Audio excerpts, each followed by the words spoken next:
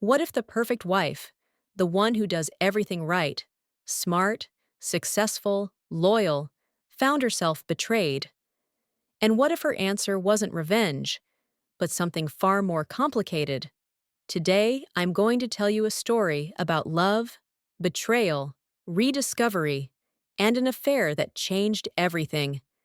This isn't just a story about infidelity, it's about what happens when we lose ourselves in marriage and what it takes to find our way back. Stay with me until the end, because the twist might just surprise you. I used to think that women like me couldn't be cheated on. I mean, honestly, I was the full package. Intelligent, ambitious, thoughtful. I cooked. I worked like crazy. I raised our child practically alone. And even if sex hadn't been on our agenda for the last 3 months, come on, I had a 1-year-old at home and a full-time job. Still, deep down, I believed my husband could never cheat on someone like me.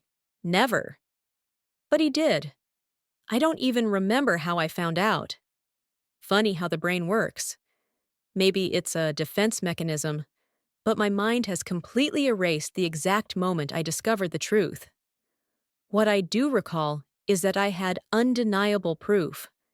And what hurt more than anything, he didn't even try to deny it. He just stood there, taking it, while I screamed and cried and broke down. He swore he loved only me. He said it was a mistake. After a few weeks of storming emotions, the dust settled. The trust didn't come back, but the shouting stopped. Then he left for a month-long business trip. Our baby went to stay with the nanny at the summer house, and suddenly, I was alone. For the first time in over a year, I had actual freedom. And the answer to, what do I do with it, didn't take long to show up, quite literally. One morning, half asleep, I parked my car somewhere near the office. While crossing the street, I heard someone call my name.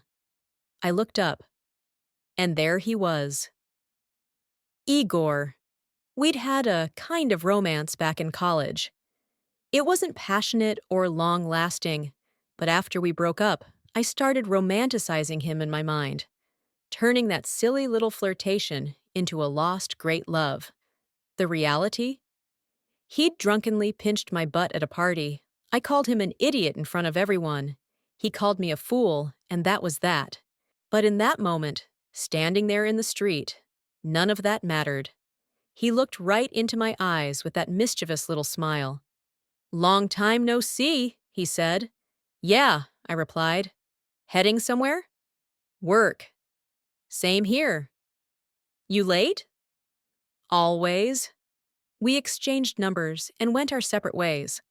I walked into my office, and just as I crossed the threshold, ding! A text from Igor. 5 minutes later, an email. He started spinning webs made of words, connecting our shared past with our very present moment. He brought up songs, old jokes, code phrases only we would understand. And somewhere around lunchtime, I realized, if we met, we'd definitely end up in bed. And soon. I weighed the pros and cons with the last bits of my rational brain. And here's what tipped the scale. Sasha cheated first. This wasn't revenge. It was evening the score. A draw. No one wins, but at least no one's ahead. We met that very evening, walked through the city center, laughing like teenagers, tripping on memories and silly stories. We wandered for hours and eventually ended up at his place. Music playing, wine poured. It felt like an echo from the past. Around 2 a.m., I asked if I could take a shower before heading home. Some part of me knew exactly what that move meant. I used to do the same thing back in college. Same game, same rules. Of course, we ended up in bed. And that long-anticipated moment, this affair I had built up in my head, became the point of no return. But not in the way you think. Before motherhood, before the sleepless nights and baby bottles and diapers, I used to think my husband was an amazing lover. And maybe he still was? I'd just forgotten. But one thing was certain. Compared to Igor, Sasha was a god. Igor's performance was disappointing. Let's just say his anatomy reminded me of a young garlic shoot. Not in length, but in awkward, thin fragility. He seemed completely unaware of what foreplay was. And in all the years since college, he clearly hadn't learned much. I left early the next morning, avoiding eye contact, feeling both numb and oddly relieved. He texted me, he emailed again. But this time, I didn't respond with the same energy. Still, I gave him one more meeting. We talked about friends, jobs, travel, everything except what had happened. The more we talked, the more I realized how little we had in common. His life was filled with missed chances, sad little stories, and endless excuses. I faked a headache and went home. And that was that. When Sasha returned from his trip, he was genuinely surprised by the change in me. I was warm, affectionate, even passionate in bed. For the first time in months, I actually wanted him. He didn't suspect a thing. Or maybe he did, but chose not to ask. Either way, something shifted. Through this strange, emotionally messy detour, my own affair, I finally understood why people cheat. They aren't always seeking sex. Sometimes they're searching for pieces of themselves they've lost. My husband needed physical closeness.